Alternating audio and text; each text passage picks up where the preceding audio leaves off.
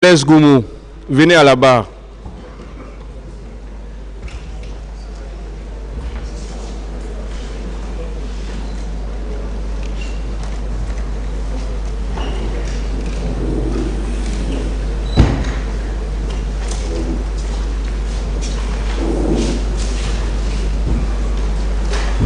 Asseyez-vous. Asseyez-vous. À moins que vous ne vouliez vous arrêter. Hein. Voilà. Vous êtes libre de choisir si vous voulez vous arrêter ou si vous voulez vous asseoir. Monsieur le Président, avec votre permission, moi je voudrais me tenir debout. Pour Faites l'instant. comme vous le voulez.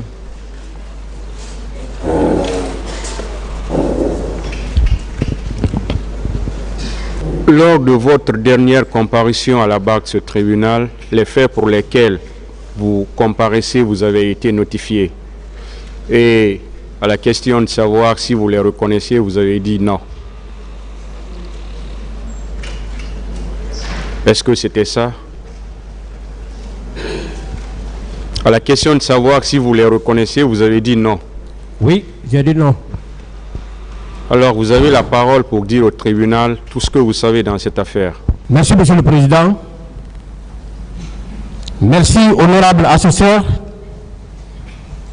de m'avoir donné la parole ce jour à l'effet de donner ma part de vérité dans cette affaire relative aux événements du 28 septembre 2009 survenus au stade du même nom.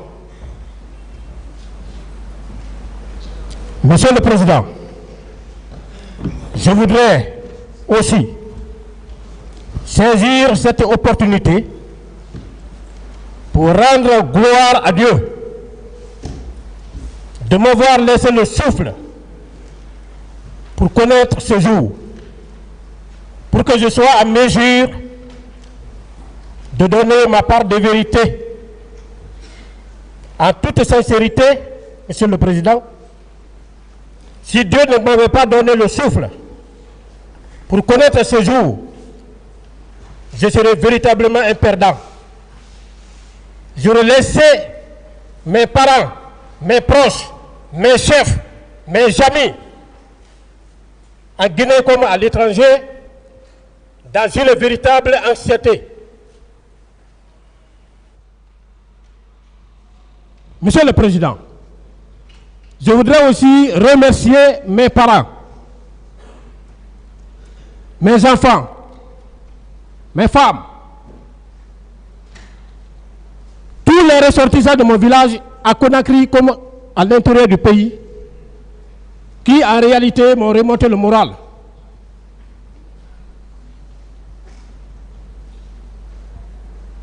Je suis frustré, je suis déçu. Je ne m'attendais pas à être dans cette situation aujourd'hui. Je vais vous le développer, Monsieur le Président. Monsieur le Président, honorable assesseur,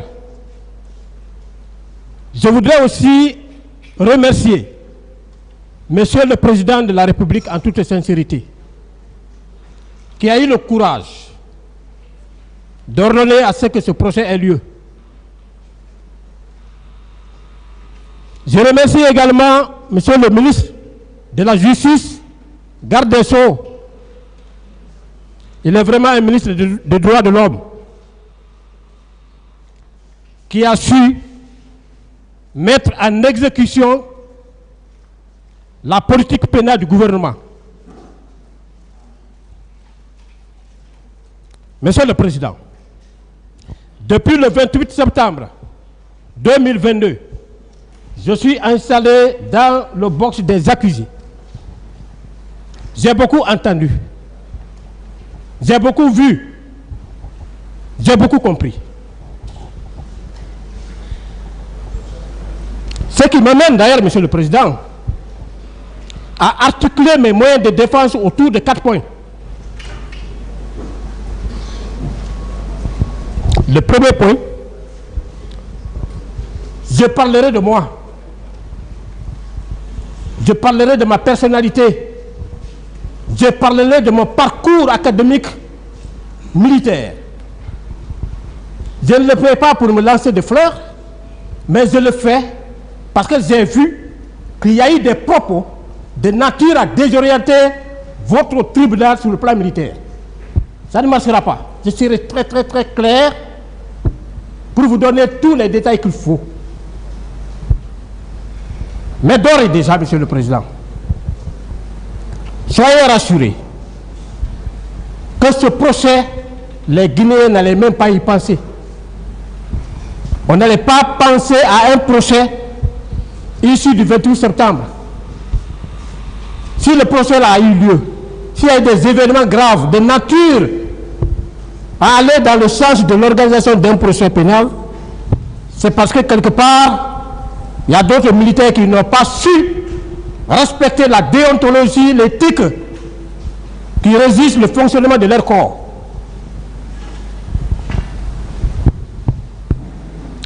C'est pourquoi je dis que j'ai remercié M. le Président de la République. Je suis très content de lui. Aujourd'hui, l'homme qu'il faut à la place qu'il faut. Deuxième point, j'essayerai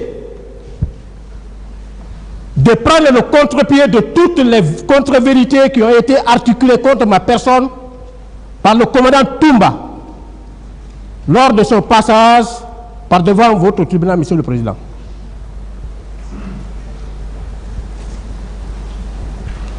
En troisième position, troisième point, je parlerai des événements du 28 septembre. Ce que j'ai pu faire. Quatrième point, le dernier, j'apporterai des discussions sur les infractions à me reprocher qui sont contenues dans l'ordonnance de renvoi qui saisit votre auguste tribunal, Monsieur le Président. On en parlera. C'est aujourd'hui qui est arrivé. C'est aujourd'hui qu'on qualifie Colonel Blaise comme un assassin, comme un meurtrier, comme un complice de viol, comme un bagarreur ayant entraîné des blessures. On en parlera. Comme un voleur à main armée et complice d'un voleur à main armée. Pour le premier point, Monsieur le Président. S'il vous plaît, les techniciens n'ont pas pu, ce qui sont là pour l'électrification. Bon. Je pense qu'on va suspendre pour un instant en attendant de régler ce problème. Hein. L'audience est suspendue.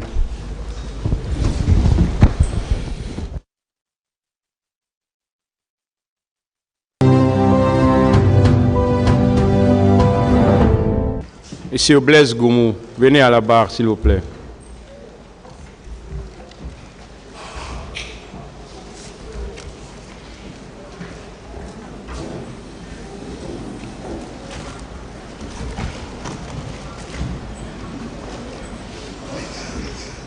Permettez-moi de vous adresser mes sincères remerciements,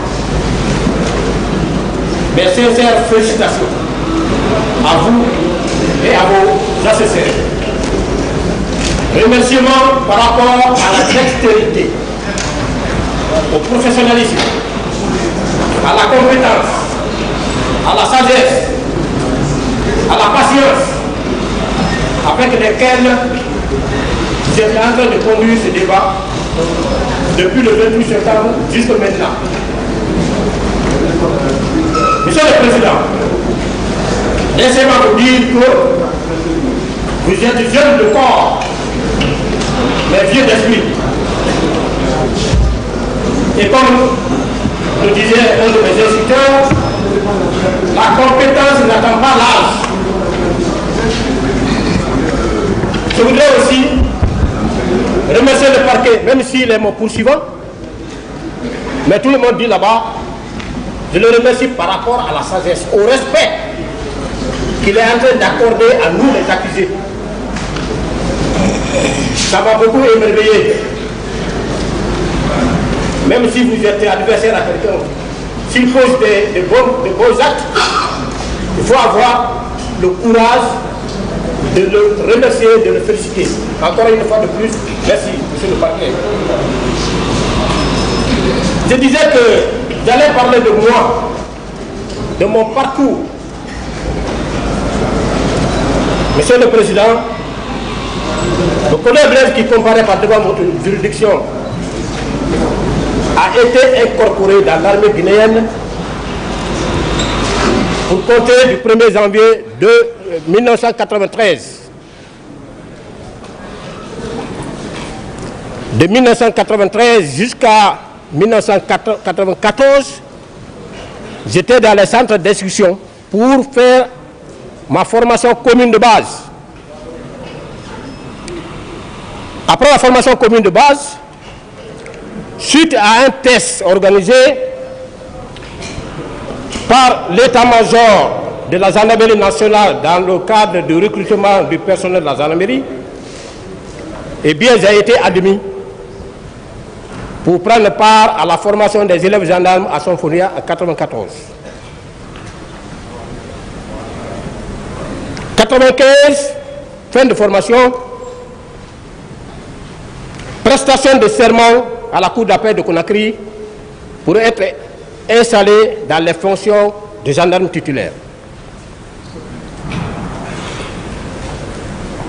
1998, suite à un autre test national, j'ai été admis pour la formation des officiers de police judiciaire.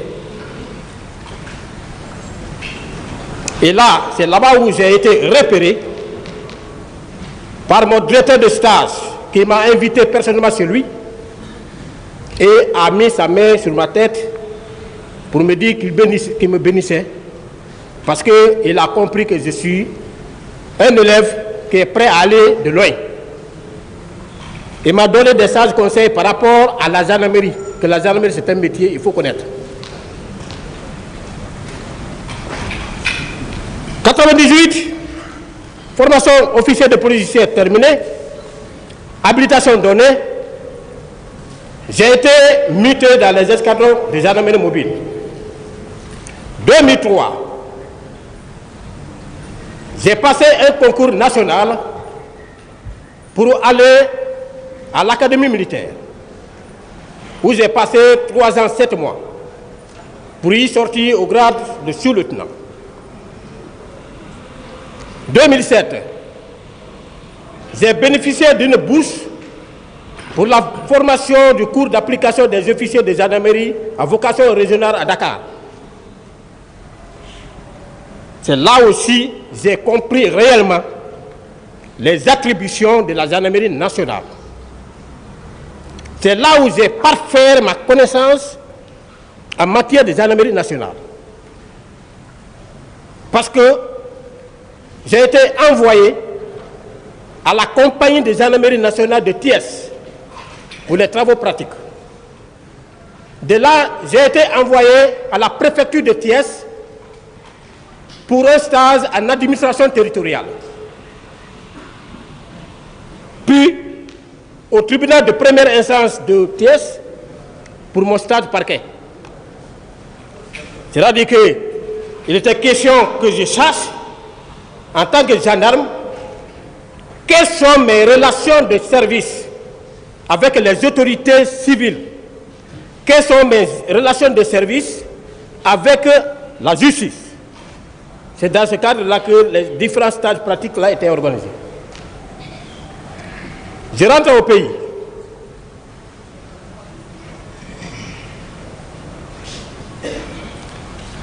En 2010, j'ai été admis au cours de commandement au camp Al-Faya, formation des commandants d'unité. À la même année, Monsieur le Président, j'ai bénéficié d'une bourse pour l'Académie internationale d'application des lois au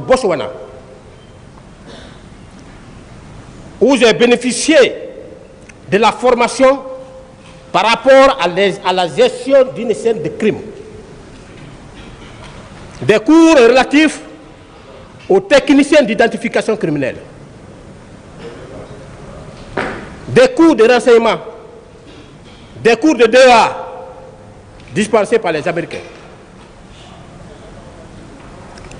Je rentre au pays et je vous dis qu'aujourd'hui je suis très à l'aise, je suis très content. Monsieur le Président, c'est ma première fois. Parce que j'ai toujours évolué à la sourdine, à l'oubliette.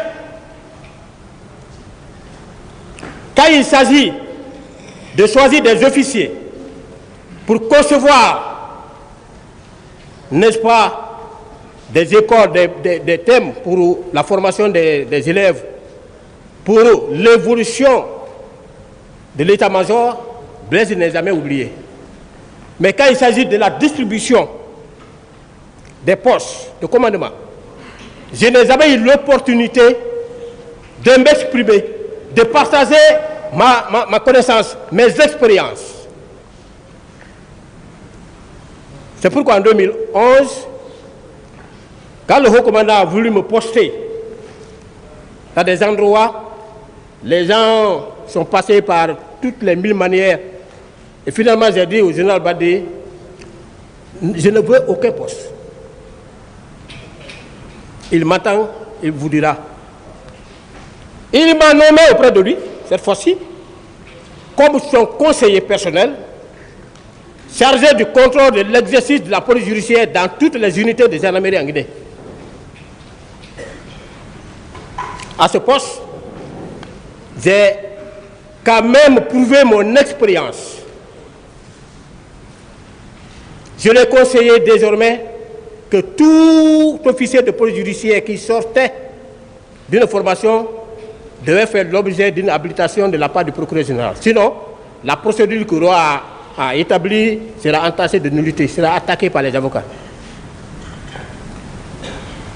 J'ai cherché à mettre en place, au niveau des brigades de recherche, des fichiers criminels.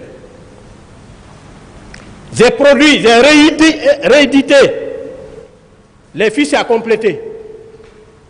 Fiches à compléter qui n'ont jamais abouti parce que les procureurs de la République refusaient de faire le retour après toute condamnation. J'ai laissé tomber.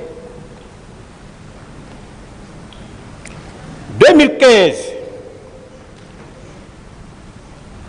je suis allé, on m'a désigné pour la formation de la magistrature militaire. Après la formation, le stage, par décret de M. le Président, j'ai été nommé substitut du procureur au tribunal militaire permanent de Conakry. Monsieur le Président, c'est cette année, 2022, l'année dernière, pour la première fois, que j'ai bénéficié d'un décret me nommant premier chef d'un service. Procureur militaire près du tribunal militaire à formation spéciale de l'Abbé. Vous pouvez vous renseigner les actes déjà que j'ai posés, parce que quand je suis allé, au cours d'un rassemblement général, venu pour que les militaires s'envoient eux-mêmes en prison. J'ai expliqué, j'ai demandé à ceux qu'on me mette dans leur emploi de formation. Parce que les militaires, ils ne connaissent pas la loi. Surtout les sous-officiers. Il faut leur expliquer. Il faut vulgariser le code de justice militaire. Voilà, Monsieur le Président, de façon très brève, mon parcours académique. Je tiens à le faire, je vous ai dit que ce n'est pas pour me lancer des fleurs, mais je tiens à le faire parce que je vais arriver à des points où la nécessité d'éclairer la religion de votre tribunal va se poser. Je le fais non seulement pour votre tribunal, mais je le ferai pour ma propre crédibilité. Vous allez oublier, en 2018, ça c'était la dernière formation, j'ai bénéficié d'une bourse pour mon cours d'état-major en République du Gabon, où j'ai été élu par mes pairs président de la promotion. Pendant que je suis en train de vous expliquer comme ça, les Ivoiriens, les Gabonais, les Congolais et partout ailleurs sont en train de me regarder. C'est pourquoi je n'ai pas droit à mentir. Je n'ai pas droit à passer à côté. J'ai l'obligation de parler de la déontologie de mon métier. Je vais y arriver.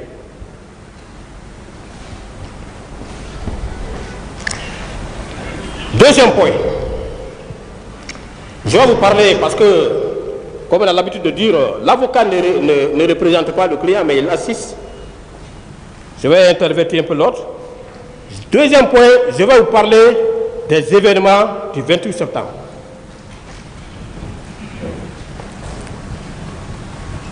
Monsieur le Président, comme je venais de vous dire tantôt,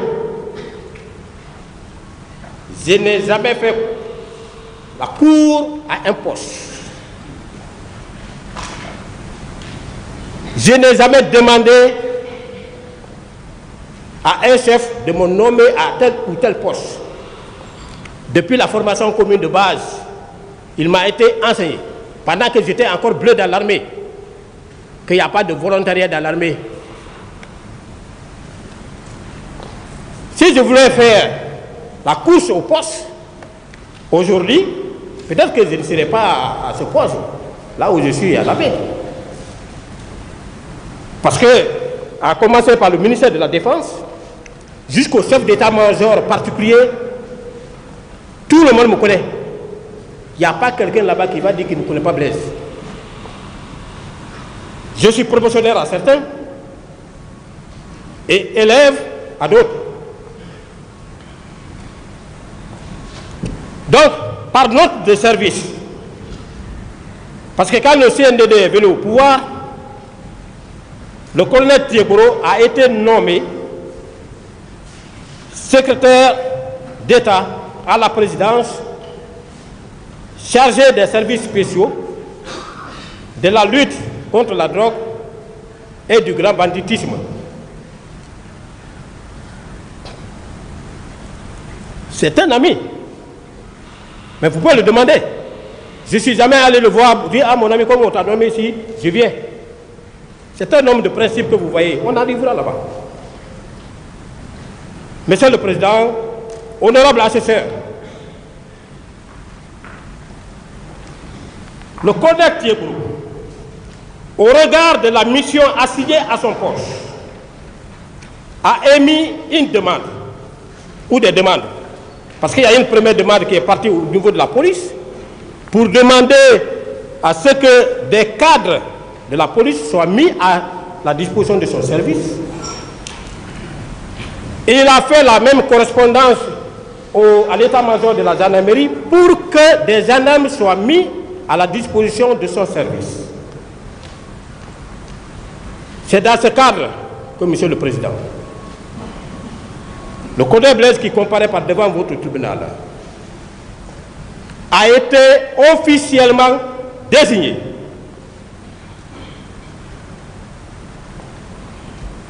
et en toute sincérité, en toute honnêteté, avant de partir, j'ai été entretenu par le général Bardé qui m'a dit, regardez un peu la liste des policiers désignés pour les services spéciaux. Ce ne sont que des grands commissaires de police. Donc, je ne veux pas me permettre d'envoyer des gens qui ne m'introduisent pas. Vous partez, mais vous êtes gendarme et vous resterez gendarme. Vous partez pour des enquêtes. Vous partez pas pour être élément de la garde présidentielle. Ce n'est pas parce que vous êtes à la présidence que vous allez être élément de la garde présidentielle. On est parti. Nous avons été reçus par le colonel Thieblo. Il nous a briefé. Il a demandé à chacun comment nous comptons travailler.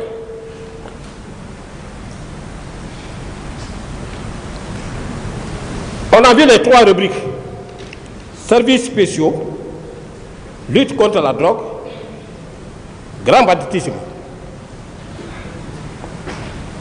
Chacun a donné son point de vue, évidemment.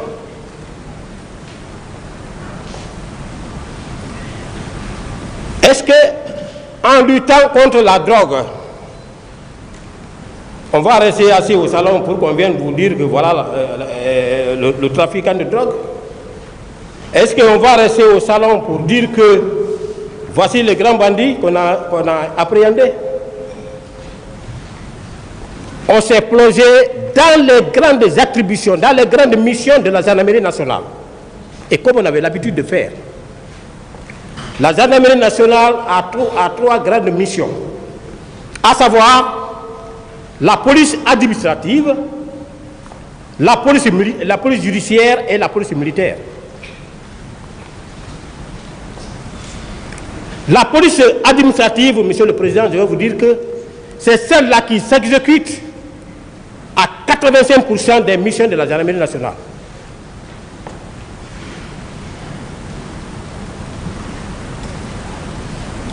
Si vous maîtrisez, la population va dormir. On s'est plongé dans le contexte des ratios. Même vous, les magistrats, on parle des ratios sur vous. Je pense qu'un magistrat, pour 10 000 habitants, si je ne m'abuse, mais nous, un gendarme pour 150 à 160 habitants. Ça, c'est des études de haut niveau. Alors, la police administrative. Parce que j'ai entendu ici que les éléments de Thieblo étaient partis au stade. Je suis en train de partir petit à petit comme ça pour que je puisse aboutir à la mission par laquelle nous sommes allés au stade. Si vous prenez la police administrative, vous comprendrez qu'il y a 2 rubriques. Il y a la mission de sécurité publique générale et la mission d'ordre général. La mission de sécurité publique générale, c'est celle-là qui consiste à la protection des personnes et leurs biens, à la sécurité des citoyens, à l'alerte. Et pour parler de la sécurité des personnes et leurs biens, à la protection, il faut faire allusion à la surveillance du territoire, à la visite des secteurs. La mission d'ordre général, c'est celle-là qui est confiée aux unités des gendarmeries mobiles en cas de manifestation pour le maintien de l'ordre public. Monsieur le Président, les services spéciaux, antidrogue, grand banditisme, je n'ai jamais vu un service qui a été dans le cœur des citoyens guinéens comme celui-là. Je n'ai jamais vu un service qui a été applaudi à Conakry ici comme celui-là, au regard de tous les exploits qu'il faisait sur le terrain. C'est pourquoi j'ai dit que c'est aujourd'hui qu'on nous traite ainsi. Donc, à chaque fois, tous les jours, avant même les événements du 28 septembre, tous les jours que vous connaissez, nous organisions des patrouilles diurnes comme des patrouilles nocturnes. Et puisqu'il y a un adage chez nous, on dit que la présence d'un gendarme dans un lieu fait la sagesse du délinquant. Voilà ce qui motivait nos patrouilles diurnes. Il fallait faire remarquer la présence, notre présence, dans tous les quartiers de Conakry. Ça, c'est un. Deuxièmement, procéder à l'identification des différents accès aux différents points compliqués. Pour que ces coins compliqués-là soient visités la nuit. Je veux parler par exemple de la forêt de Kakimbo. Forêt que j'ai visitée, nous avons visité à 1h, 2h, 3h du matin. Et une forêt à l'intérieur de laquelle, pendant nos visites nocturnes, nous avons eu à mettre main sur des personnes armées.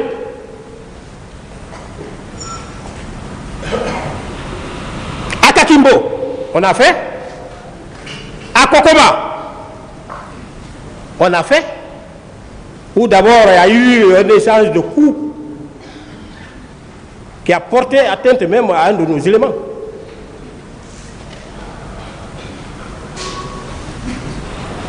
Derrière Amdala, là, comment on appelle ça, un quartier derrière Amdala, j'ai oublié son nom. Nous sommes intervenus là.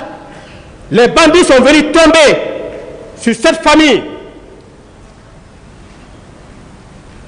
arracher tous les biens. Et malheureusement pour eux, ce jour-là, ils n'étaient pas venus avec les véhicules. Ils ont enlevé tout, mettre à côté. Heureusement, il y avait un enfant là-bas très intelligent. Cet enfant est allé rentrer dans le lit de son papa. Il a appelé son oncle. Tebro avait déjà mis à disposition des numéros verts sur lesquels tous les citoyens devaient nous joindre en cas de nécessité. C'est sur le numéro vert là qu'on a été joint et qu'on est intervenu, on est arrivé à temps. La famille a été sauvée. L'opposant Mouktar Diallo, lors d'une de son arrivée de l'étranger, vous savez, au temps de CNDD, ce n'était pas facile. Les gens ont voulu relayer ça autrement. Moi, j'étais en tournée vers, comment on appelle, Bonfi. Je revenais maintenant vers le camp. Tégro m'a appelé. Mon ami, tu es où? Ah, il paraît que l'opposant arrive, les gens sont en train de mettre des barricades un peu partout. On est venu, on a cortégé. Ce jour-là, le chanteur Eli Kamano était dedans. Il dit ça, c'est les vrais démocrates. On a cortégé Mouktar Diallo de l'aéroport jusqu'à Amdala rond-point, où il a tenu son meeting. Il a fini, il a demandé à ses partisans de rentrer. Ce jour, il nous a serré la main, il nous a félicités. On a fait des interventions un peu partout. C'est ainsi que le 28 septembre, comme à l'accoutumée, nous sommes sortis pour nos patrouilles. Parce que le plus souvent, et moi-même qui vous parle, monsieur le Président, j'en ai été victime à 3 reprises. J'ai remplacé mon pare-brise, moi-même, à Sanforia. Quand il y a mouvement, les gens qui n'ont rien à foutre avec la manifestation, c'est eux-là qui enveniment les choses. C'est pourquoi on vous enseignera. Qu'est-ce qu'un manifestant? Quelles sont les composantes des manifestants? Quelle est l'idée des manifestants? Quelle peut être l'attitude d'un agent par rapport à la gestion d'une manifestation? Donc ce jour, on est sorti, comme à l'accoutumée, on faisait notre patrouille. Moi, j'ai quitté le camp Alpha. Je suis allé à Anko 5, je suis allé vers Lambaye, parce qu'il faut déborder, voir est-ce que réellement il n'y a pas autre chose là-bas, parce qu'une fois à maintes reprises, nous tombions dans des embuscades. Lambaye, entre Lambaye et Nongo aussi, au pont là-bas, les gens barraient toujours. Moi, je suis parti par là-bas, aboutir à Amdalaï. J'ai pris le chemin pour aller vers le stade. Mon ami Tegoul m'a appelé. Il dit, tu vas où? Tu es où? J'ai dit, ah, je suis maintenant sur la bretelle Amdalaï. J'ai dit, il dit, bon, ok. Moi, je viens là-bas. Je vais sensibiliser les gens là pour que, dans la mesure du possible, qu'ils acceptent de reporter même demain ou après-demain. Et on peut même encadrer leur meeting. Je leur ai dit, mais les gens que je vois, ils sont très nombreux. Hein. Cette fois-ci, là, ils sont très nombreux. Il m'a dit, mais moi, je ne viens pas pour la guerre. J'ai dit, tu as raison. Comme ça, c'est quand même un monsieur à féliciter. Il a dit certaines choses ici, ça, c'est de la réalité. Tebro est allé au stade. Je suis allé effectivement, je l'ai trouvé là-bas, mais sous un applaudissement qui ne disait pas son nom. Mais vous savez, il était comme ça au milieu de la foule. Alors il parlait, mais ceux qui étaient un peu au-delà de cette foule n'entendaient pas. C'est ainsi qu'il est monté sur un pick-up. Il a commencé dès qu'il est monté, les gens l'ont vu, les gens ont commencé à applaudir. Donc, alors, il y a eu un groupe qui quittait vers Madina pour déferler vers le stade. À partir de là, les policiers, il y a un policier qui a lancé des gaz. Vous savez, les manifestants, si vous lancez des gaz, pendant qu'ils ne se comportent pas de façon illégale, il va réagir. C'est en ce moment pour répondre aux policiers. Alors, les gens ont lancé des cailloux. Les cailloux sont venus vers Tiburo et on l'a même dissuadé de continuer. Donc, il est descendu, il est parti vers, c'est ce que me disait la fois dernière, il est parti vers les leaders pour les sensibiliser afin qu'ils puissent aller sensibiliser leurs militants pour un report éventuel. Pas une interdiction, mais pour un report éventuel. Il est parti. Alors, pendant que je cherchais même à récupérer mes hommes, on est resté là. Ça, je vous assure, Monsieur le Président, jusqu'au jour d'aujourd'hui, quand je pense à ça, j'ai ce remords-là sur ma tête. Parce que c'était ma première fois, encore une fois de plus, ma première fois, même pendant que j'étais dans les escadrons, là je faisais le maintien d'ordre dans les escadrons. Même pendant que j'étais là-bas, c'était ma première fois de me croiser sur un lieu de manifestation avec les bérets rouges de la garde présidentielle. J'ai regretté dans ma vie, jusqu'au jour d'aujourd'hui, je regrette. Parce qu'ils sont venus annihiler nos efforts.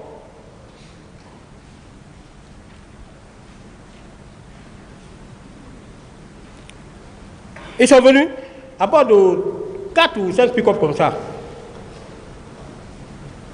Ils sont descendus. C'est Toumba qui était devant. Toumba est descendu. Quand il est descendu, il s'est arrêté comme ça. Les autres sont descendus, ils l'ont encerclé. Et il a pris le départ pour l'intérieur du stade en tirant.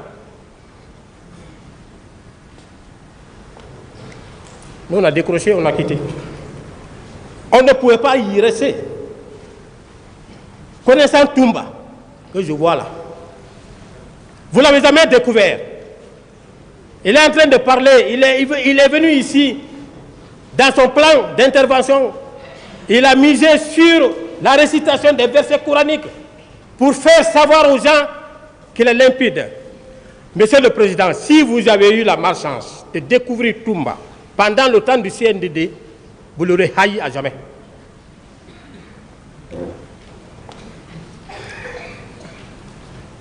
Moi, il a dit la fois dernière ici qu'il ne m'a jamais connu. Et il ne pouvait pas me connaître. Il ne pouvait pas me connaître parce que je ne posais aucun acte de nature à attirer l'attention des gens vers moi.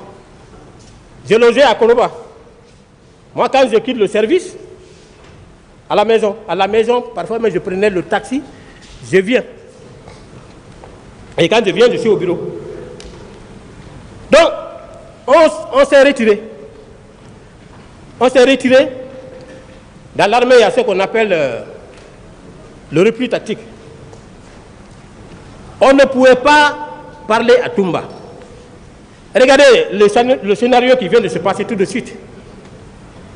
Un président de la République qui va pour inviter son aide de camp. On dit dans l'armée, le subordonné s'adresse à son supérieur avec déférence et le supérieur s'adresse à son subordonné avec correction. Moi, je suis subordonné, je vous salue, vous me regardez. Si le bouton est mal mis, si le béret est mal mis, vous avez l'obligation de me dire, de me corriger, de me rectifier dans mon habillement. C'est ce que le capitaine a voulu faire. Vous avez entendu? Simple correction, un coup de feu. Simple correction, un coup de feu. Et puisque nous étions ces adversaires potentiels que je vais développer dans le troisième point, j'étais avec les élèves gendarmes, les enfants d'autrui, je ne pouvais pas les sacrifier. C'est militairement réfléchi. On a quitté, nous sommes allés au camp. Étant au camp, vers le soir même, j'ai suivi à la radio le témoignage de Jean-Marie Douré qui félicitait le colonel Tebro. Il a dit que c'est grâce au colonel Tebro qu'il a eu la vie chauve avec Dalain et Sidia.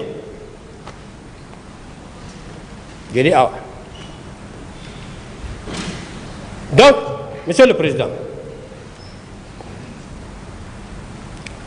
c'est après aussi à la radio que j'ai entendu que le commissariat de police de Bellevue a été incendié, ainsi que celui de Dixine. 2 jours après,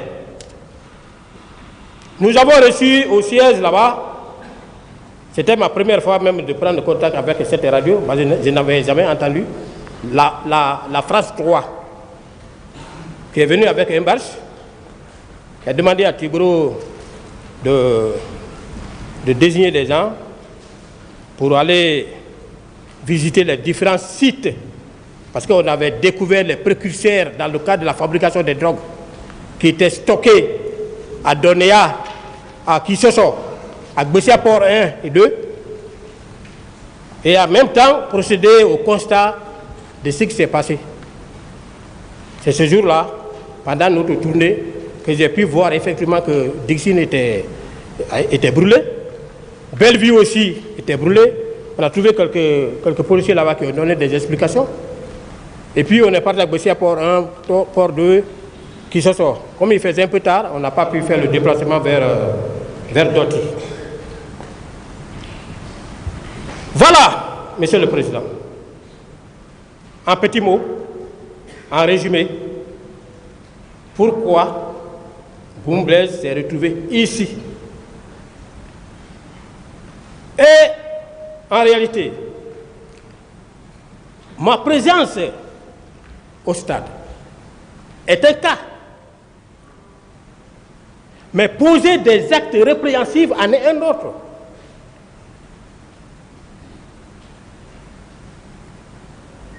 Puisque le ministère public a estimé que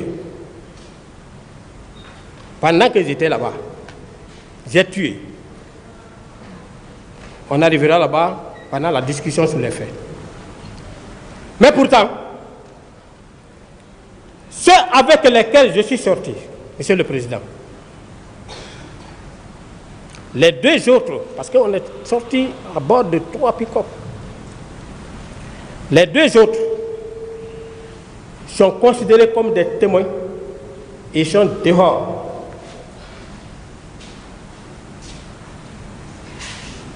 Les 2 autres avec lesquels je suis sorti, dans leur témoignage, dans leur déposition, personne n'a parlé de moi dans le mauvais sens. Personne. Personne.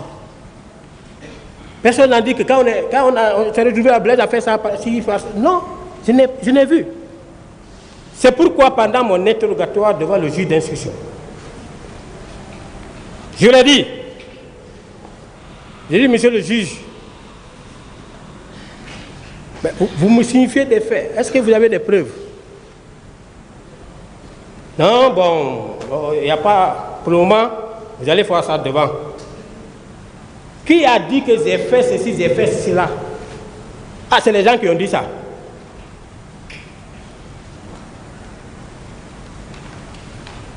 D'accord. Il n'y a pas de souci. Pourtant, la preuve en matière pénale est très importante dans la mesure où elle jalonne le procès pénal depuis l'enquête préliminaire jusqu'au jugement définitif.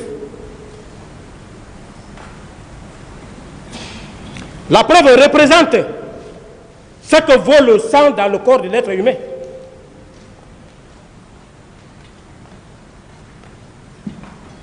Et je vais vous dire une chose. Le juge d'instruction lui-même, il me connaissait. Franchement, il a dit que, comme c'est un mouvement, bon. Le procureur général aussi me connaissait, il m'a connu pendant que c'était sous-officier. Je sais ce qu'il m'a dit. Mais maintenant que nous sommes ici, je pense que tout va être un peu clair.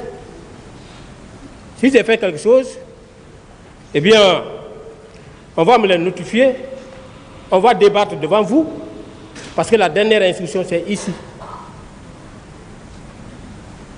La dernière instruction, c'est ici. Voilà. Donc, si j'ai pris la parole, c'était par rapport à ça. Troisième point, c'est par rapport à ma réplique contre les différentes contre-vérités articulées contre moi par le commandant Touba. Il a dit que le CNDD a procédé à un recrutement des recrues qui étaient à Kalia. Il a dit que c'est le colonel Bienvenu qui était le directeur, Jean-Louis, directeur adjoint, colonel Blaise, le formateur principal.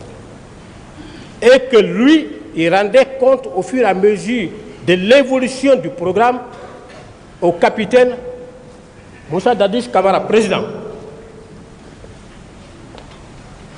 Monsieur le Président, en toute sincérité, c'est à la maison centrale ici que le capitaine Moussa Dadis, le président Dadis, a fait ma connaissance, m'a découvert. À la maison centrale ici. Et vous savez, c'était à quelle occasion? À quelle occasion? Vous savez, mais moi, j'aime toujours échanger avec les gens. J'aime partager mon savoir pour ne pas que j'oublie. C'est quand je leur dis que j'ai fait mon cours d'état-major au Gabon,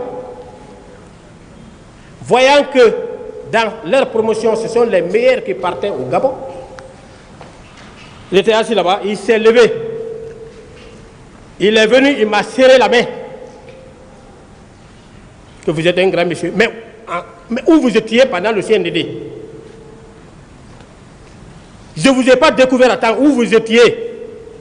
Je dis, mais moi j'étais à l'antidrogue. C'est ici à la maison centrale que le colonel Pivi a fait ma connaissance. C'est ici à la maison centrale que le colonel Diaby a fait ma connaissance. quelqu'un qui est délinquant, quelqu'un qui est meurtrier, quelqu'un qui est violeur, quelqu'un qui est voleur, on peut le découvrir à temps. Monsieur le Président, on ne peut pas rendre compte à un chef qui ne te connaît pas. On ne peut pas. 2009, je n'étais pas insulté à la Caléa. 2009, j'étais à l'antidrogue. Il a ajouté que nous, Koné Blaise, faisait partie des proches de Dadis et que le 27 même, chacun de nous avait un pick-up neuf. De grâce. Vous demanderez, monsieur le procureur, parce que vous avez sous vos responsabilités les officiers de police judiciaire. Le haut commandant est là, vous pouvez vous renseigner auprès de lui. Qui est Colonel Blaise? Qui l'a été? Je n'ai jamais eu un véhicule de commandement au temps du CNDD. J'étais qui pour avoir un véhicule de commandement? Il dit que j'étais proche au président Dadis. J'avais quelle responsabilité à jouer? Quel poste de responsabilité que j'ai bénéficié, monsieur le Président? Quel poste de responsabilité? Alors qu'il y avait mes amis là-bas. Je suis un officier aguerri. On ne blague pas à la présidence. Quand tu n'es pas connu là-bas, tu ne dois pas t'approcher. Si tu t'approches, si on met quoi que ce soit sur toi, c'est toi qui vas chercher. Blaise Goumou a été toujours à lui-même. Puisque moi, je n'avais pas de soutien, parce que quand on n'a pas de soutien, pour te faire pousser un peu devant, pour faire ta promotion, c'est difficile. Mais comme j'ai compris tôt, pour avancer en grade, j'étais obligé de m'arranger parmi ceux-là qui optaient pour la formation.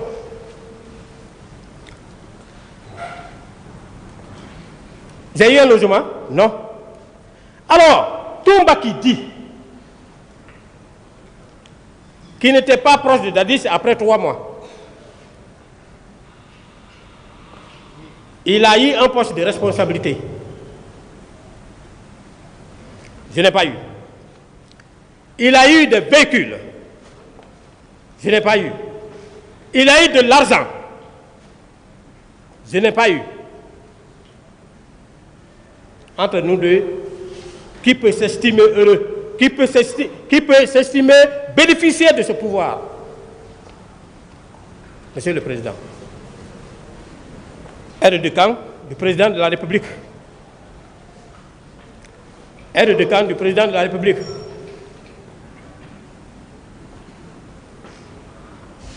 Qui a joué un rôle qui a dépassé ses prérogatives. Un aide de camp est subordonné à un commandant de la garde présidentielle. C'est pourquoi, pendant le passage du président Dadis, je tombais de nuit. C'est un homme de Dieu.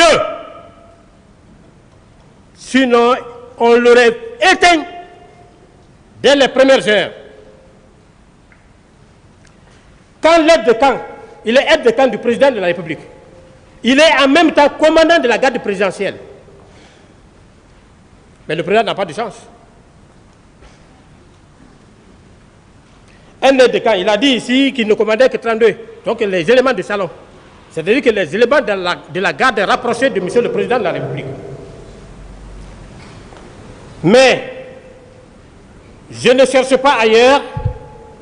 Je cherche des preuves dans sa propre déclaration. Il a dit qu'il avait reçu un compte rendu de la part de Begré, qui était le commandant de Koundara, que quelqu'un, je veux parler de Bakambo, est allé arrêter 2 de ces éléments. Il a dit: pourquoi tu as accepté, tu ne t'es pas référé? Un aide de camp, sa responsabilité ne va pas jusque là-bas. Le camp de Koundara, le camp Kaméen, le camp de Gir, au kilomètre 36, au Petit Palais, ce sont des échelons du troisième, c'est-à-dire que ce sont des échelons éloignés, qu'on appelle le troisième échelon de la garde présidentielle, qui relève de la responsabilité exclusive du commandant de la garde présidentielle. Mais lui, il commandait tout cela.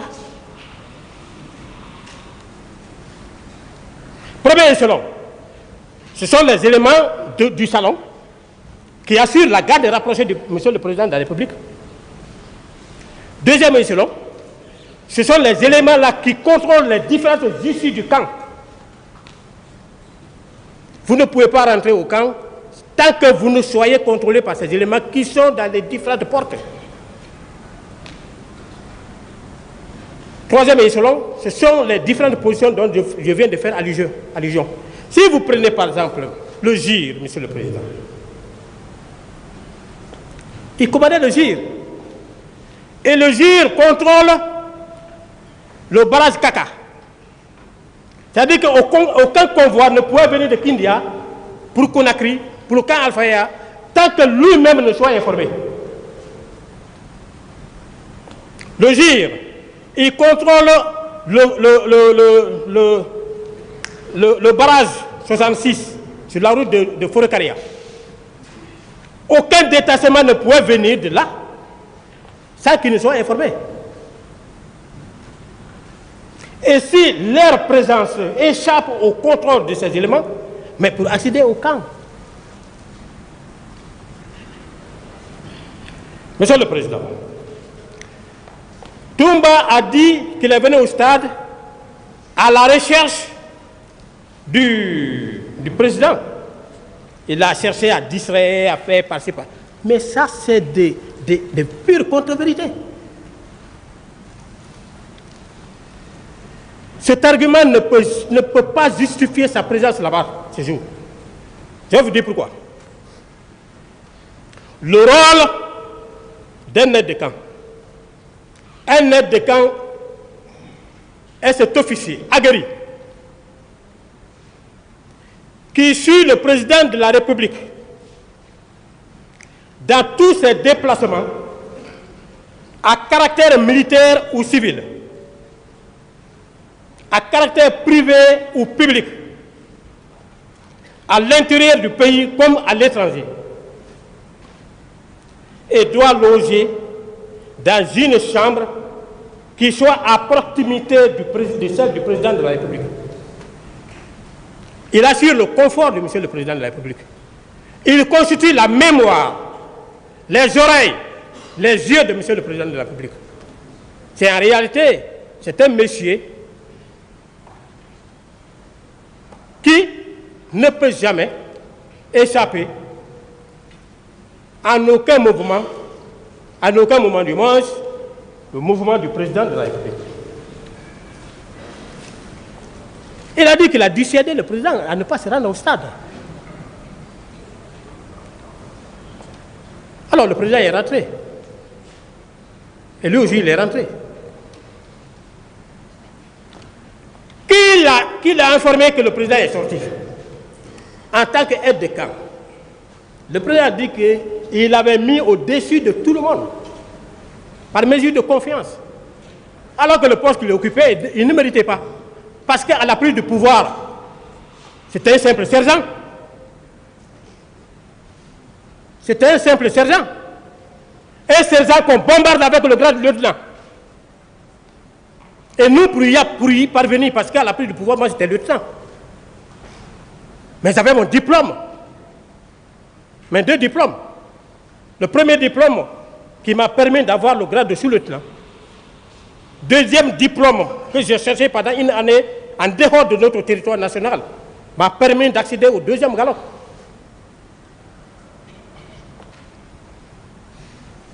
Il va.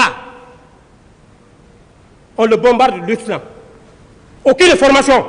Il n'a même pas le CAT1.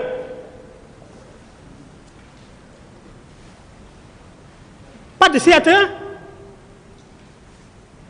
C'est ce qui nous mène dans ce pétrin-là aujourd'hui. C'est ce qui nous mène dans ce pétrin-là aujourd'hui. Après, les gens commencent à dire que oui, les éléments du Tigboro. Mais combien de fois, combien d'années? Moi, j'ai quitté Amdalaï jusqu'au stade. Il y a eu combien de morts? Ça, c'est ma profession. Je la maîtrise. Vous avez suivi avec intérêt, avec la plus grande attention, dans cette salle, la déclaration même de nos chefs qui ont dit que la déontologie de l'armée l'interdit tout contact avec les civils pendant les manifestations. Mais qu'est-ce qui est plus clair que ça? Qui l'a envoyé là-bas? Il n'a qu'à nous dire la vérité. Quand il fut bombardé par des questions de la part de la partie civile, de la part du ministère public, il a changé de veste. Il a dit non, bon, j'étais allé, comme je n'ai pas vu le président, alors il fallait sécuriser les leaders. Les leaders étaient en insécurité. Il n'a qu'à expliquer sous quelle menace étaient placés les leaders.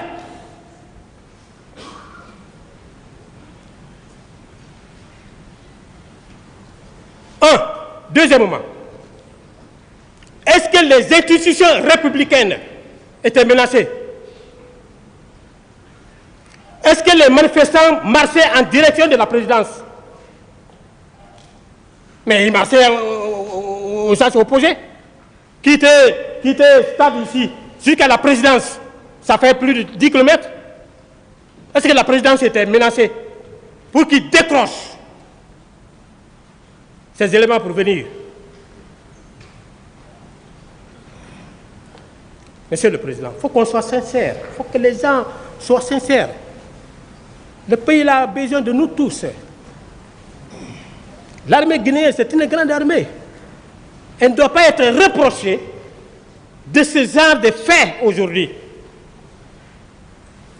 Est-ce que les manifestations ou la manifestation ce jour-là avait entraîné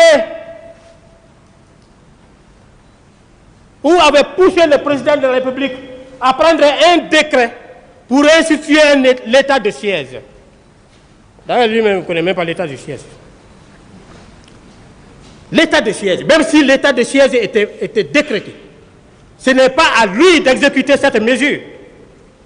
Il appartenait l'honneur au chef d'état-major général des armées d'exécuter la mesure, et c'est lui qui pouvait articuler son armée pour l'exécution de la mesure.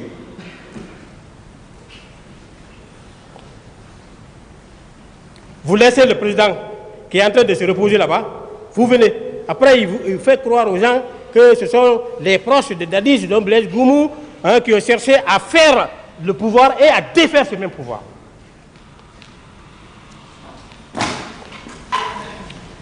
Monsieur le Président, il a dit, moi, en toute sincérité, Dieu est avec nous. Dieu est avec nous. Et c'est bon d'étudier. On n'étudie pas pour son papa. Comme disait ma maman, tu n'étudies pas pour moi, hein, mais tu étudies pour toi. J'ai compris aujourd'hui. Toumba va nous dire qu'à la présidence, pour éviter tout élément étranger, il faut que tout le monde porte les bleus rouges.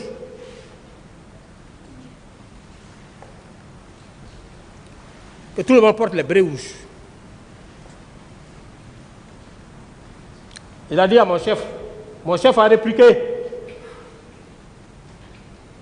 Il est venu, il nous a informé. Tu as vu ce que tu m'as dit? Qu'on doit porter les bleus rouges. Moi-même, j'ai répliqué. J'ai dit au colonel Tigboro, j'ai dit, vous avez bien fait de refuser. Nous ne faisons pas partie de l'effectif de la garde présidentielle. Notre mission, c'est une mission de la police judiciaire.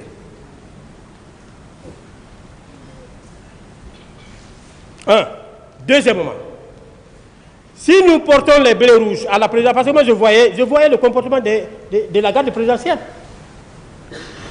qui partait tomber sur les gens. Plus de 24 véhicules qu'on a récupérés dans les mains des éléments de Toumba.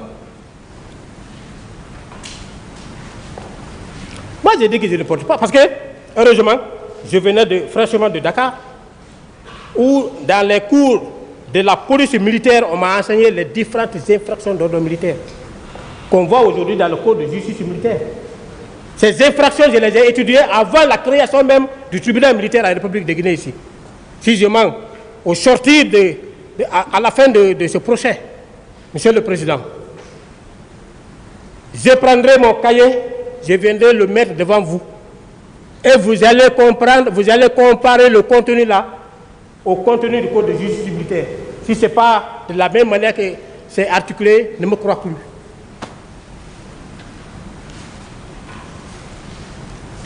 Donc, je dis, on ne peut pas le faire.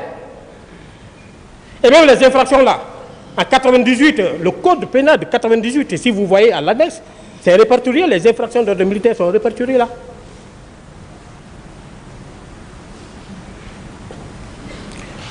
Je dis, si nous portons le blé rouge, tout bas que nous voyons comme ça là, il va créer autre chose, il va être reproché par le président Dadis, et il sera en mesure de dire que ce n'est pas seulement ces éléments qui portent les blés rouges.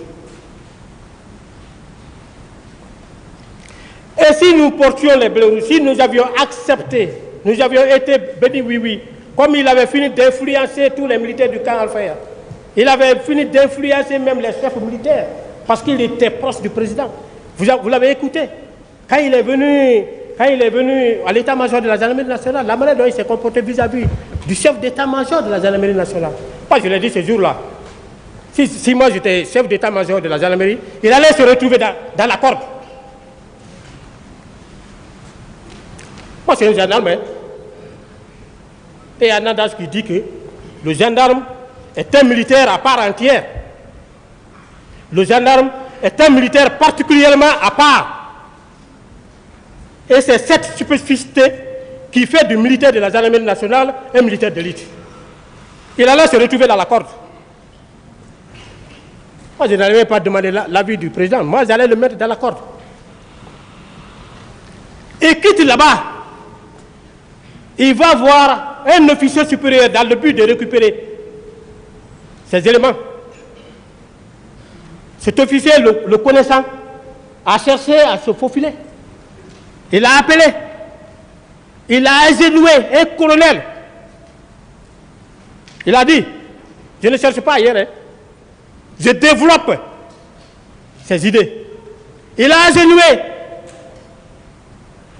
Il dit qu'il a arraché ses galons et il a tiré en face. Voilà un monsieur qui dit, par devant votre auguste tribunal, qu'au moment où il venait au pouvoir, les militaires étaient incontrôlés. L'armée guinéenne était incontrôlée. Comparez ces agissements à ceux-là qu'il qualifie d'incontrôlés. Quelqu'un qui a déjà le pouvoir, qui constate que l'armée est incontrôlée, qu'est-ce qu'il pouvait faire? Proposer au président de la République de procéder à ce qu'on appelle la réforme de l'armée. C'est ce que le professeur est venu après tout. Hein. On a vu. Il a dit, un aide de camp, il détenait 4 grenades. La grenade n'est pas une dotation individuelle dans l'armée guinéenne. On donne la grenade pour des nécessités, pour des besoins. Surtout en guerre. Toi, tu portes. C'est pourquoi je dis que le président était en danger. Il le regrette aujourd'hui de ne m'avoir pas connu à temps. J'allais prouver, j'allais monter mon expérience.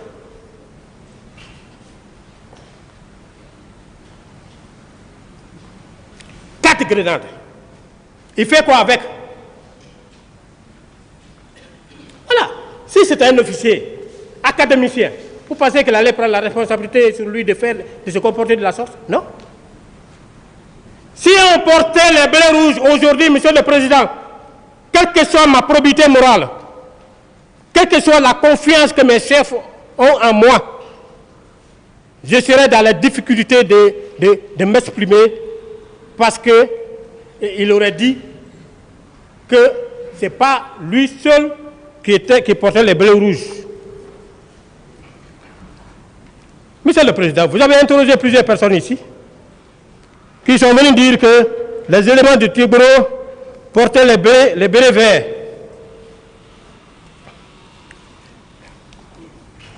À commencer par Keïta. Keïta a dit. Et puis, Kalonzo a dit la même chose. Le président Dadis a dit la même chose. Hein? Pivi a dit la même chose. L'autre jour, on a exhibé ces photos qui ont été rejetées par ses avocats. Alors, je ne sais pas si Maître Ouri est là ou bien DS. A une des questions de savoir, pendant la reconstitution des faits relatifs à l'attentat d'assassinat du président Dadis, qui a circulé dans tous les réseaux sociaux avant même notre interpellation, cessé à chose, à Bakambo. Il est en train d'être interrogé par le commissaire Massaré de l'antidrogue et il est cortégé par des éléments de l'antidrogue. Regardez leur habillement et comparez à ça. On a rejeté ça. Pourtant, c'est vrai. Ces avocats ont exhibé une photo dans laquelle le colonel Tigboro est arrêté avec son garde-corps en bleu rouge. C'est ce qu'on a pris comme preuve que les éléments de l'antidrogue portaient les blés rouges. Mais c'est un ministre. Promenez-vous à travers Conakry, même à la douane ici, allez-y voir, est-ce que c'est les douaniers seulement qui gardent le directeur général? Chacun est libre. Si le commandement te donne un tel militaire, vous ne pouvez pas dire que non. Vous exprimez vos besoins. Et puis, un seul. C'est le deuxième là qui lui a balancé la grenade au Calfaya. Monsieur le Président, pour étayer davantage mes propos,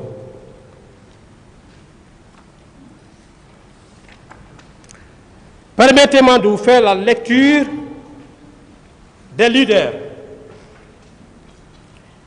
qui étaient supposés être sauvés, protégés par Toumba. Je ne peux pas aller protéger quelqu'un qui ne soit pas en mesure quand même de reconnaître mes efforts. El Hadj, c'est le Dalai Diallo. Page, je fais un résumé, page 3, 5, 6. Arrivé au portail de l'université Gamal Abdel Nasser, nous avons rencontré le colonel Tigboro avec une équipe de gendarmes et de policiers qui nous ont interdit de passer. Alors que nous étions bloqués devant Gamal, le colonel Tigboro est parti vers le stade et revenir 10 à 15 minutes après pour indiquer aux agents de nous céder le passage en nous demandant d'aller sensibiliser les militants. C'est ce que j'ai dit ici. Ça, c'était l'objectif majeur de la présence de Tigboro. Sensibiliser pour un éventuel report, même si c'est demain ou après-demain.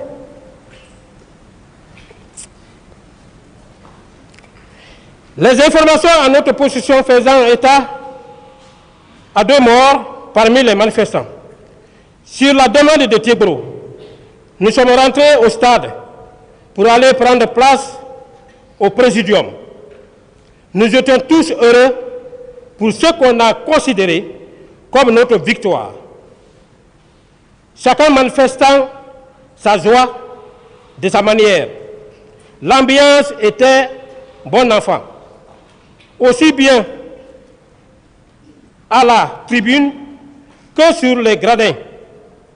C'est dans ce contexte de réjouissance que les Bleus rouges, avec leur tête Toumba Diakité, ont fait irruption dans le stade. Ils se sont mis à tirer à balles réelles sur les manifestants. J'ai vu des manifestants tomber. Je ne réalisais pas ce qui arrivait aux gens. C'était une panique générale. Les gens tombaient par dizaines. C'est en ce moment que je suis descendu. Voilà. Tout le monde connaît la probité morale de El Hadj Selou. Qu'il était parti pour. Parce que quand il a échoué dans son argumentation selon laquelle il était venu chercher le président Dadis au stade, un président qui se déplace, tout le monde voyait le cortège du président. Il n'y avait pas d'obstacle entre Toumba et le logement du président Dadis. Il a dû céder. Est-ce qu'il allait regarder si toutefois il est sorti et qu'il a informé qu'il était sorti? Est-ce qu'il a demandé aux différentes barrières qu'il fallait traverser pour être sur la route, pour prendre la direction du camp et du stade? Il ne l'a pas fait. Est-ce qu'il est venu au stade trouver le cortège du président? Non. Il a échoué. Sous la pluie de questions émanant de la partie civile et du ministère public et même de la défense, il a dit qu'il fallait protéger. Voilà un leader qu'il a protégé. Et si c'est comme ça qu'il faut protéger quelqu'un.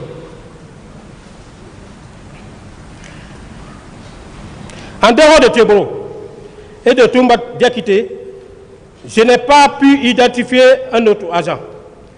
Les militaires qui m'ont maltraité et m'avaient abandonné pour mort. C'est plus tard que j'apprendrai que Baouri et un de mes gardes qui m'ont récupéré pour m'embarquer dans la voiture de Tieboro, qu'ils ont rencontré par hasard à la sortie du stade. Selon les mêmes témoignages, j'ai été évacué à la clinique Ambroise Paré, où un militaire qui serait proche de Dadis a menacé de faire sauter la clinique au cas où on me débarquait. Voilà les agissements. Et ça ne pouvait qu'arriver comme ça, Monsieur le Président. Ça ne pouvait arriver comme ça. Les agissements. L'Océnifal, deuxième, pour ne pas trop jouer, deuxième, c'est tout le temps. Page 3, l'Océnifal. À la tête du contingent, j'ai reconnu le lieutenant Toumba Diakité.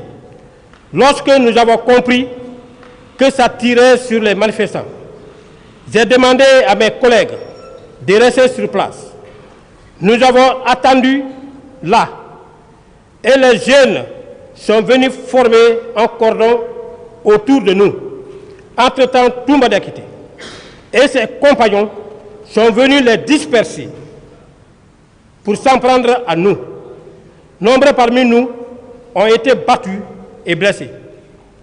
Selou, Sidya Touré, Mouktar Diallo et moi-même avons été arrêtés comme les mineurs. De la tribune, nous avons été descendus de la pelouse où nous avons vu des corps et des militaires qui déshabillaient et violaient les femmes. Et cela sur tout notre parcours. Nous avons trouvé Jean-Marie Doré, blessé à l'esplanade entre les mains des militaires. Lorsque Toumba a constaté que nous étions tous ensanglantés du fait de nos blessures, il nous a conduits à la clinique Ambroise Paré pour des soins. Mais le ministère après la mort, négatif. Le repentir actif ne répare pas l'infraction. Dans ce sens-là. Si c'est repenti, parce qu'il a vu que la situation était déjà grande. Voilà. Ce sont des petits résumés que je donne pour que vous puissiez quand même cerner et éventuellement attendre les questions. Monsieur le Président,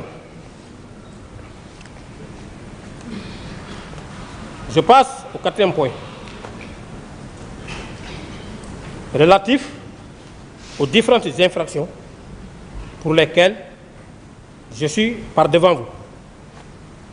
Je suis poursuivi par le ministère public, par devant votre juridiction, des infractions contenues dans l'ordonnance de renvoi, dont, entre autres, le meurtre, l'assassinat, complicité de viol, coups et blessures volontaires, vol à main armée et complicité de vol à main armée.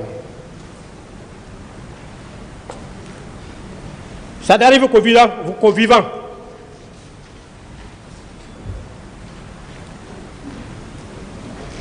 Quelqu'un m'a dit ici, il dit, mon ami, quand il est venu me rendre visite, il me connaissait. Il dit, mon ami, prends courage. Je sais que tu es croyant. Il y a plusieurs manières par lesquelles Dieu passe pour aider les gens. Nous, on te connaît. Mais tu as trop souffert. Avec tout le bagage que tu as, avec toute la maîtrise que vous avez par rapport à votre corps, vous n'avez jamais bénéficié d'un poste de responsabilité. Il se peut qu'au sortir d'ici, vous pouvez avoir. C'est de cela qu'il s'agit. C'est ce qui m'a donné le moral, Monsieur le Président. Mon renvoi devant vous a causé beaucoup d'ennuis sur moi. Mes amis le savent.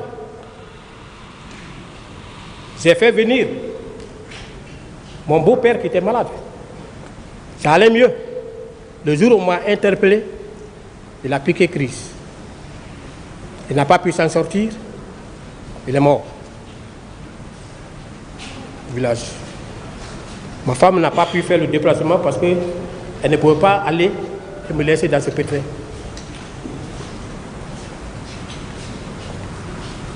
Donc, on me dit que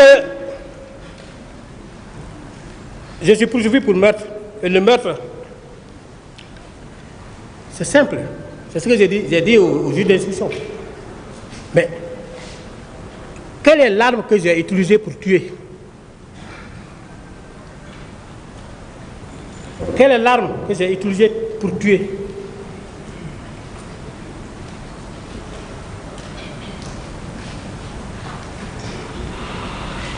Quel est le nom de ma victime? Quel est le résultat de l'examen balistique? Présentez-moi l'arme. Donnez l'arme aux spécialistes. Ils vont examiner. Peut-être qu'ils vont relever mes empreintes. Quelle est la balle qui a été soustraite dans le corps de ma victime?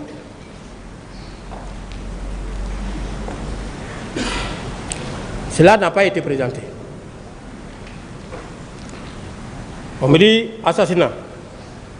Meurtre commis avec préméditation ou guet-apens. J'ai prémédité devant qui? J'ai monté ce guet-apens là devant qui?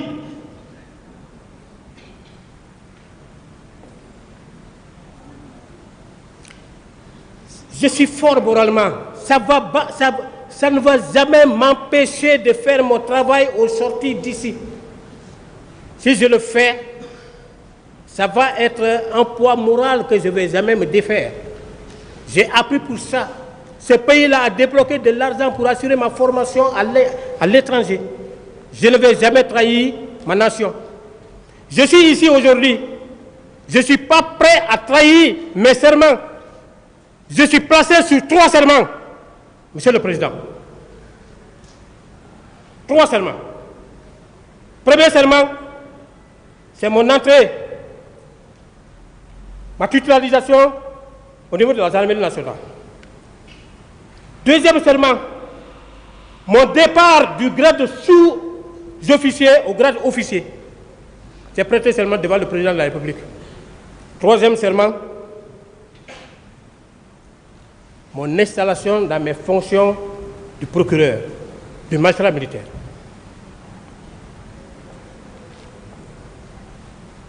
On me poursuit pour complicité de viol. est la femme qui a été violée? Qui est le violeur? L'auteur du viol. Qu'il vienne vous dire quelle a été ma participation. Est-ce que j'ai donné des instructions? Est-ce que j'ai apporté l'aide? Est-ce que j'ai fourni des moyens? Et quelles formes de moyens que j'ai fournis? Quelle aide que j'ai apportée?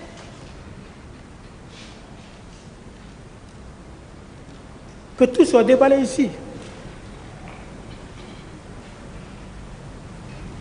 En toute sincérité, moi j'avais dit,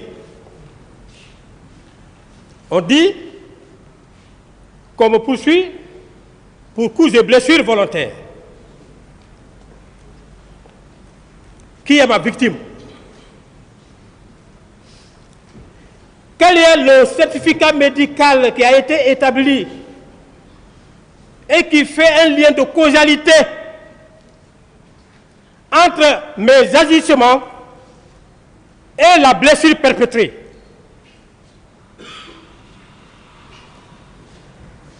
Comme la voix. Pour que cela soit discuté. Pour que mes parents qui me regardent aujourd'hui, mes chefs qui me regardent aujourd'hui, mes amis qui me regardent à travers le monde, puissent savoir effectivement les gens avaient raison de l'interpeller.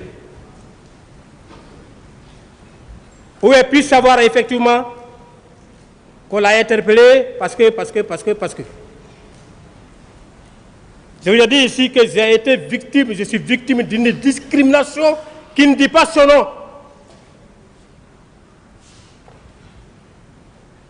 Qui ne dit pas son nom.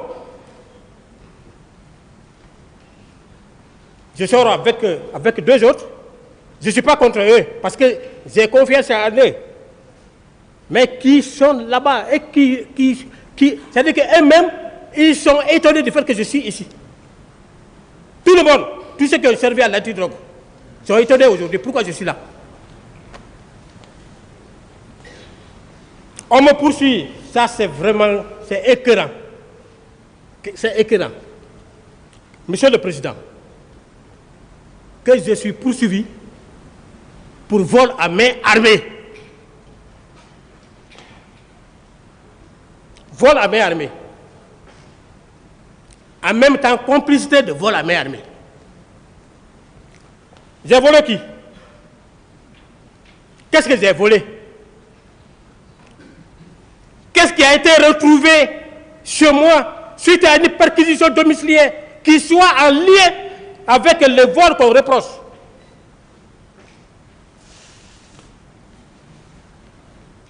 Comme le prouve. Comme le prouve. Ce n'est pas tellement me lancer des fleurs, mais Monsieur le Président, je suis un officier modèle. Je suis un officier sur lequel le peuple de Guinée peut compter. Je n'ai jamais fait du mal à un prochain. Dans cette salle, je ne veux indexer personne, mais dans cette salle, il y a beaucoup de personnes qui m'ont côtoyé. Il y a beaucoup de personnes avec lesquelles j'ai fait des missions. Ils me connaissent, elles me connaissent du moins. À un moment donné, elles-mêmes me disaient, ces personnes, que vous portez la tenue seulement, mais vous n'avez plus un esprit militaire.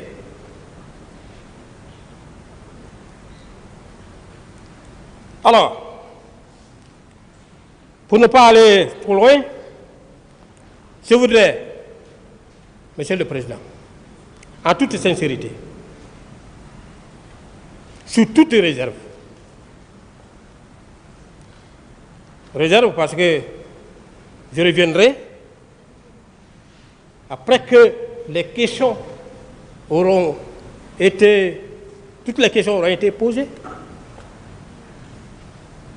J'aurai beaucoup de choses à vous le dire concernant. Mais très humblement, je me mets à votre entière disposition pour des questions éventuelles. Mais je voudrais, en toute sincérité, qu'on m'aide On n'ira pas en divulgation. Qu'on m'aide. Comment m'aider? Qu'on discute fortement. Qu'on discute fortement les faits pour lesquels je suis ici. Pour que je sois moralement déchargé. Mes parents soient moralement déchargés. Mes avocats soient moralement déchargés. Mes amis soient moralement déchargés. Mes chefs soient moralement déchargés. Aujourd'hui, je suis là. Les gens sont en train... Bon, je ne reviens pas dans tout ça là. Merci, Monsieur le Président. Honorables assesseurs, je suis à vous. L'audience est suspendue.